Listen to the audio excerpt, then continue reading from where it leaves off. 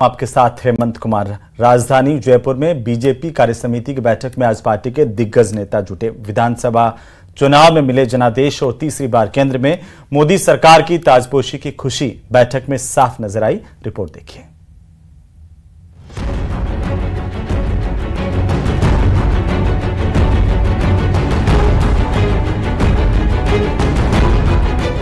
भाजपा की प्रदेश कार्य समिति की बैठक में मुख्यमंत्री भजनलाल शर्मा, पूर्व सीएम वसुंधरा राजे, केंद्रीय मंत्री गजेंद्र सिंह शेखावत और प्रदेश के मंत्रियों के साथ ही करीब 8000 भाजपा पदाधिकारी और जनप्रतिनिधि शामिल हुए। मध्य प्रदेश के पूर्व मुख्यमंत्री एवं केंद्रीय कृषि मंत्री शिवराज सिंह चौहान इस मौके पर कार्यकर्ताओं को संबोधित किया। उन्होंने कहा कि भारत की अर्थव्यवस्था आज 5वें स्थान पर है। हम विश्व की तीसरी सबसे बड़ी अर्थव्यवस्था बनाएंगे।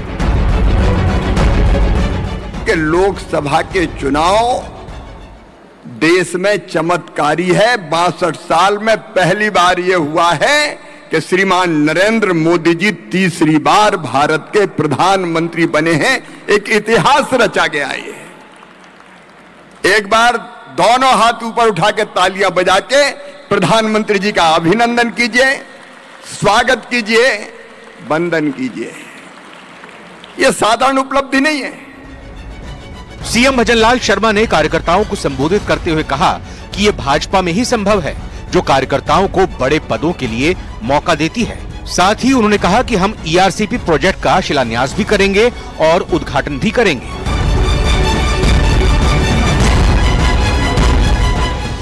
मैं आपको आज यह ध्यान दिलाना चाहता हूं कि हम तीसरी बार भाजपा एनडीए का पूर्ण बहुमत केंद्र में आया है और हमने दुनिया को दिखाया है कि हमारा भारतीय जनता पार्टी के कार्यकर्ताओं में ताकत है और देश के यशस्वी प्रधानमंत्री जी के नेतृत्व में, उनके विजन के साथ में हमने तीसरी बार केंद्र में भी सरकार बनाई है। मैं आपसे कहना चाहता, आपने देखा होगा अभी हमारे प्रधानमंत्री जी रूस गए थे, एक सर्वोच्च सम्मान से नवाजा गया था। यह हमको विश्व गुरु बनने की एक झलक देता है। भाजपा प्रदेश कार्य समिति की बैठक में तीसरी बार मोदी सरकार बनने पर कार्य समिति में अभिनंदन प्रस्ताव पारित किया गया।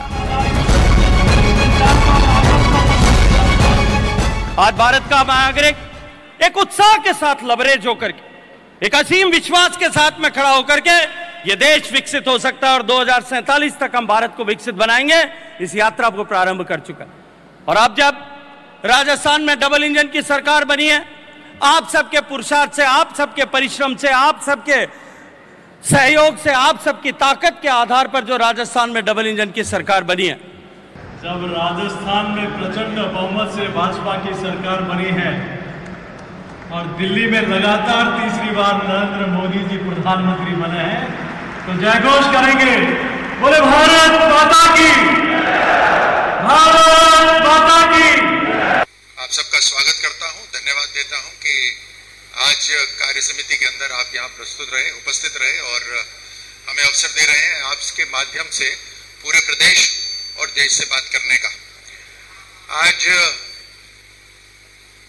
24 के चुनाव के बाद पहली कार्य समिति की बैठक हुई, जिसके अंदर सबसे पहला प्रस्ताव माननीय भूपेंद्र जी, जो फॉरेस्ट और एनवायरनमेंट के मंत्री हैं, उन्होंने रखा कि प्रधानमंत्री मोदी जी की लीडरशिप के अंदर भारतीय जनता पार्टी की सरकार ने तीसरी बार लगातार देश में अपनी सरकार बनाई है। राजस्थान भारतीय जनता पार्टी प्रधानमंत्री मोदी जी की लीडरशिप को अभिवादन करता है, उनका धन्यवाद करते हैं। भाजपा कार्य समिति में नेताओं ने आगामी चुनावों की रणनीति पर मंथन किया और कार्यकर्ताओं में जोश का संचार करने के साथ ही जीत का मंत्र भी दिया। Bureau report, news 18 Rajasthan.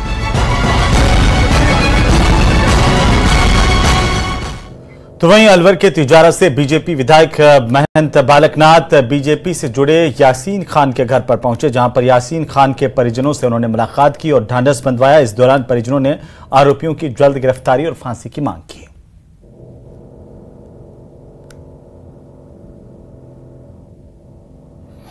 देखिए, जो आप बातें कह रहे हैं ये वास्तविकता है कि पहले भी जिन अपराधियों ने इस घटना को अंजाम दिया है उनके खिलाफ में 307 का मुकदमा दर्ज बताया गया है।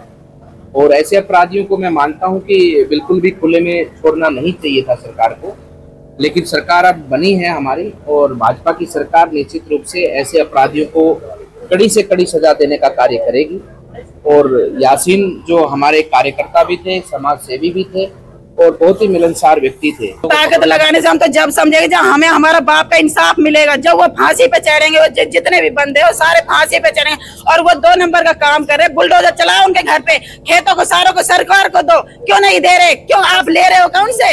भरोसा दिलाओ हमें और हमारे बाप को सुकून दिलाओ। हमारी बाप की मौत ऐसा हुई है जैसे बिना बेगुनाह हो के एक दिन में चटपट हो गया। किसी दिन हमसे वो बहुत बीमारी रहता, हम सबर तो कर लेते, हारी बीमारी भाई हमें जब तो सुकून आ जाता कैसे सबर करे ये तो बताओ हमें। कैसे भी सबर नहीं आ रहा, मौत ही नहीं आ रही हमें। तो आज बाद भगवान जगन्नाथ की भव्य रथ यात्रा निकाली गई। इस रथ यात्रा में भक्तों में उत्साह देखने को मिला। दोपहर में सर्वप्रथम भगवान जगन्नाथ, बलदेव और सुभद्रा को भोग लगाए गए।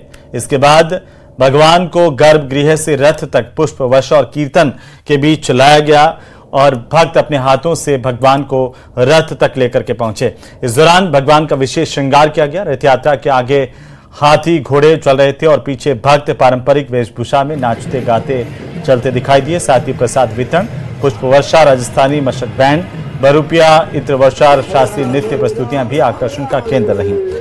भगवान जगन्नाथ के लिए भीलवाड़ा से विशेष रथ तैयार करवाया गया था जिस पर भगवान विराजमान हुए। भक्तगण इस रथ को खींचते हुए आगे बढ़ रहे थे।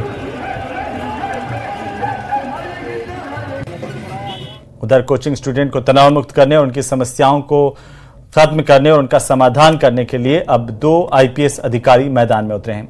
कोटा के SGN गार्डन में कोचिंग छात्र छात्राओं के साथ संवाद कार्यक्रम का आयोजन किया गया। इस दौरान कोचिंग स्टूडेंट की तमाम समस्याओं को अधिकारियों ने सुना, उनके समाधान के निर्देश दिए। इस दौरान कई छात्र छात्राओं ने सार्वजनिक रूप से अपनी अपनी समस्याएं बताई थी, लेकिन कई ने इसे बताने में संकोच जाहिर किया। तो city SP doctor Amrita Duhan ने बंद कमरे में कई छात्र छात्राओं की समस्याएं भी सुनी और उनके समाधान का उन्हें भरोसा दिया। संवाद शुरू किया है, ये हमारे जो IG कोटा रेंज सर हैं उनके नेतृत्व में ये आज से ही शुरू किया गया है। बच्चों के साथ सीधा संवाद आज सबसे पहले हमने लैंडमार्क सिटी में ये शुरू किया। उसके बाद जहाँ जहाँ कोचिंग एरियाज़ हैं वहाँ जाके समय अनुसार उनसे सीधा संवाद किया जाएगा। कई बार क्या होता है कि बच्चे जो पढ़ाई में इतना व्यस्त रहते हैं कि कोई छोटी छोटी चीज़ें भी जो उनको परेशान करती हैं वो आकर हमारे तक नहीं बता पाते हैं। उधर बीकानेर से बड़ी खबर, जहां पर पानी में घिरे लोगों का रेस्क्यू किया गया। SDRF की टीम ने रेस्क्यू किया है जिसकी तस्वीरें सामने आई है। 11 लोगों को सुरक्षित स्थानों पर भेजा गया। बीकानेर की ये तस्वीरें जहां बजरंग विहार कॉलोनी में पानी भर गया भारी बारिश के बाद और इसके बाद लोगों को यहां से निकालने की कवायद की गई। गंदे पानी की पाल टूटने से कॉलोनी पूरी तरह से जलमग्न हो गई है। 2 दिन से लोग पानी से परेशान हैं। SDRF के संजय कुलहरी की टीम की तरफ से इन तमाम लोगों का रेस्क्यू कर इन्हें सुरक्षित स्थान पर पहुंचाया गया है। वहीं सूरत पुलिस को बड़ी कामयाबी हासिल हुई है। सूरत पुलिस ने सिरोही के बाट गांव से 4 चोरों को गिरफ्तार कर 4.5 करोड़ रुपए से ज्यादा का हीरा बरामद किया है। रिपोर्ट देखिए।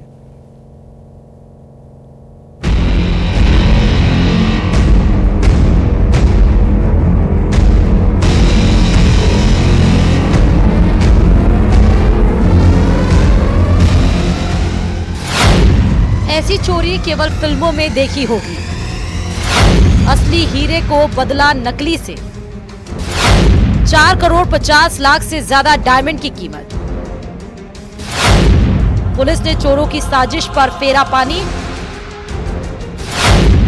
बेचने से पहले पुलिस के हत्थे चढ़े। चोरों ने तो चोरी पूरी ही शातिराना अंदाज से की, लेकिन पुलिस की सतर्कता के आगे उनकी सारी प्लानिंग फेल हो गई। चोरों ने सूरत में एक नकली हीरे को असली हीरे में बदलकर एक व्यवसायी को 4.5 करोड़ से अधिक का चूना लगा भी दिया था, लेकिन इससे पहले वो असली हीरे को ठिकाने लगा पाते वो पुलिस की गिरफ्त में आ गए और पुलिस ने सिरोही जिले के बाट गांव निवासी दलपत पुरोहित के चूल्हे में दबाकर रखे हुए हीरे को बरामद कर दिया। पुलिस ने दलपत को गिरफ्तार कर लिया है, जबकि फरार चोरों की तलाश में दबिश दे रही है। वो हार्ट शेप का डायमंड है, वो एक ही डायमंड है जिसकी कीमत 4.5 करोड़ रुपए होती है। पुलिस ने काफी मेहनत से डायमंड भी कब्जे में लिया है और साथों साथ जो CVD डायमंड था वो भी पुलिस के पास है। इसके साथ जो आरोपी है उसकी भी पुलिस ने गिरफ्तारी की है। चोरों की इस गिरोह ने 10.08 कैरेट के असली हीरे को चेक करने के दौरान असली हीरे की जगह एक नकली हीरा रख दिया था। हीरा कारोबारी चिराग शाह को जब इस ठगी का पता चला था तो उनके पैरों के नीचे जमीन खिसक गई। उन्होंने तुरंत पुलिस की मदद ली। हीरा मिलने के बाद कारोबारी पुलिस वालों का आभार जता रहे हैं। करीब 15 दिन पहले स्टोन के लिए इंक्वायरी आई थी, जो नॉर्मली रेपनेट पे रहता है, कोई भी देख सकता है कि बिजनेस में इंटरेस्ट हो।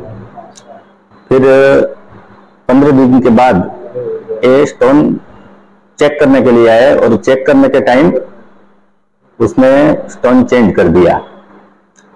जो थोड़ी देर में पता चला उसका नंबर चेंज हुआ था, तभी उसको फोन किया तो उसने बोला कि मैं आ रहा हूं। फिर उसका फोन स्विच ऑफ कर दिया उसने, तब पता चल गया कि स्टोन का चीटिंग हो गया है, मतलब चेंज कर दिया है उसने। हम लोगों ने बहुत मेहनत की, डे नाइट देखा नहीं है, और उनकी अथाक मेहनत के वजह से within a week I can get diamond back.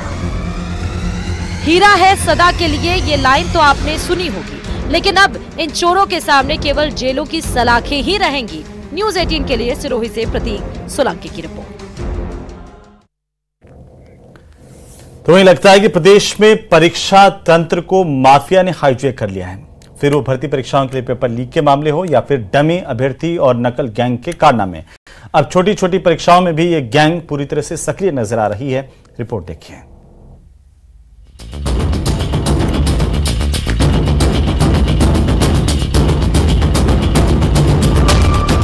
पिछले कुछ सालों में हुई घटनाओं से ऐसा लगता है परीक्षा तंत्र माफिया के हाथों में है। अब बाड़मेर में सामने आए मामले ने पूरे सिस्टम पर ही सवाल खड़े कर दिए हैं। स्टेट ओपन बोर्ड की परीक्षा में दनाव क्षेत्र आलमसर के राजकीय उच्च माध्यमिक विद्यालय में ही 20 डमी अभ्यर्थी मिले हैं। ये खुलासा किसी व्यक्ति की सूचना पर हुई जांच में हुआ है। 17 अभ्यर्थियों को पुलिस ने गिरफ्तार कर लिया और 3 अभ्यर्थियों को नाबालिग पाए जाने पर हिरासत में लिया गया है। सूचना मिली कि इसमें कुछ परीक्षार्थी जो डमी के रूप में बैठकर परीक्षा दे रहे हैं, इस पे जांच की गई, तब पाया गया कि 20 लोग ऐसे थे जो परीक्षार्थी मौजूद नहीं था, उसकी जगह कोई दूसरा दे रहे थे। इसमें से 3 डमी अभ्यर्थी 3 मौजूदा सरपंचों की जगह परीक्षा दे रहे थे। तो वहीं एक बड़े राजनीतिक रसूखदार परिवार के कुछ सदस्य भी इसमें शामिल बताए जा रहे हैं। पुलिस अब गैंग के तार खंगाल रही है। निश्चित रूप से राजनीतिक रूप से जो भी अभी हो सकता है, कोई सरपंच हो या आने वाले इलेक्शन में कोई इलेक्शन लड़ने वाला हो, वो भी अभ्यर्थी हो सकते हैं जो डमी के रूप में जगह परीक्षा दिलवा रहे हैं, उनके खिलाफ भी कठोर कार्रवाई की जाएगी। धन्यवाद। लगता है अब स्टूडेंट्स को अपनी काबिलियत पर भरोसा नहीं रहा, इसीलिए परीक्षा माफिया पनप रहा है। वहीं काबिल स्टूडेंट्स का सिस्टम पर से भरोसा डगमगाने लगा है। अगर सरकार अभी भी नहीं चेती तो पूरे तंत्र पर यह माफिया कब्जा कर लेगा और वे ही युवाओं की तकदीर लिखने लगेंगे। बाड़मेर से न्यूज़ 18 के लिए प्रेमदान देथा की रिपोर्ट।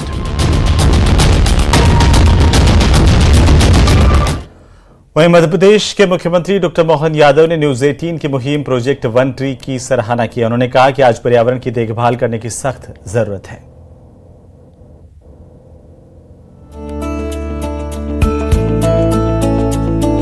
पर्यावरण से छेड़छाड़ का नतीजा हमने सबने देखा है। जिस प्रकार से प्राकृतिक आपदा वगैरह आ रही है, स्वाभाविक रूप से हम इसकी चिंता करेंगे तो इन सबसे बचा जा सकेगा। पेड़ सदैव पर्यावरण की रक्षा करता है। पेड़ पौधे एक तरह से जीवित ऋषि मुनि की तरह है, जो अपना जीवन समाज के लिए देते हैं, ऑक्सीजन देते हैं, कार्बन डाइऑक्साइड लेते हैं। ऐसे सभी अभियानों के लिए शुभकामना, बधाई।